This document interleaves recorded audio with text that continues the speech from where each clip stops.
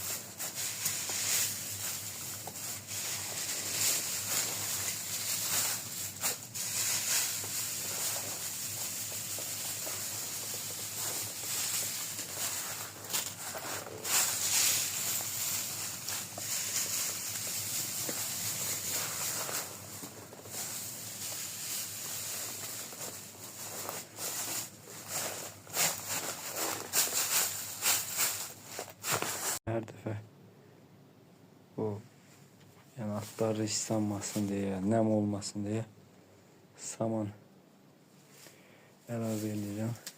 Yəni atlar həmişə quru qalsın deyə. Bu da quzuların su qabıdır. İndi su qabını təmizləyib təzə su əlavə edəcəm. Otdan əlavə quzulara buğda qırması verirəm. Quzuların otunu qoydum. Otdan əlavə bu mineral duzdur. Bu da bildiğimiz daş duz. Hər ikisini yəni, gördüğünüz kimi üzərində də quzuların yaladığı məlumdur. Bu mineral duzun faydaları daha çoxdur. Məsələn, quzular torpaq yemir və yaxud da divarı məsələn yalamır. Bu belə deyək də bədənində çatmayan vitaminləri demək olar ki, bu mineral duz vasitəsindən təmin eləmiş olurlar. Quzuların tövləsində termometrdə asmışam. Yəni soyuq havalarda temperatura nəzarət eləmək.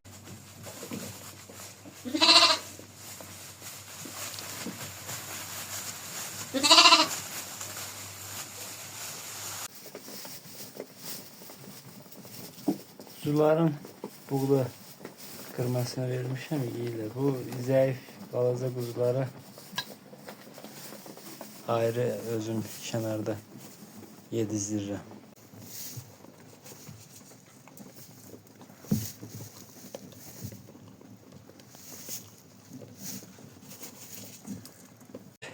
Qəhvə rəngdə olan qoçu, qalanlar da qoyunlardan kiçik, yəni məlum, yəni qoça gəlmiş qoyunlardır. Biri mart ayının ortaları, o biri isə aprel ayının sonlarında doğasıdır. Bir dənə məlum olmayan bu arxası bizə tərəf olan qoyundur. O da yəni qoça gəldiyi məlum deyil. Boğazlığı da bilinmir.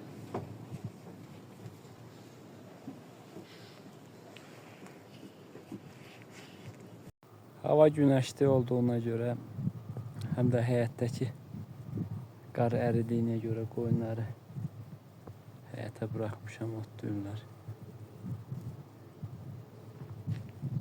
Sağ olun dostlar. Videonu sonuna qədər izləyin. Abunə olun. Rəy yazın.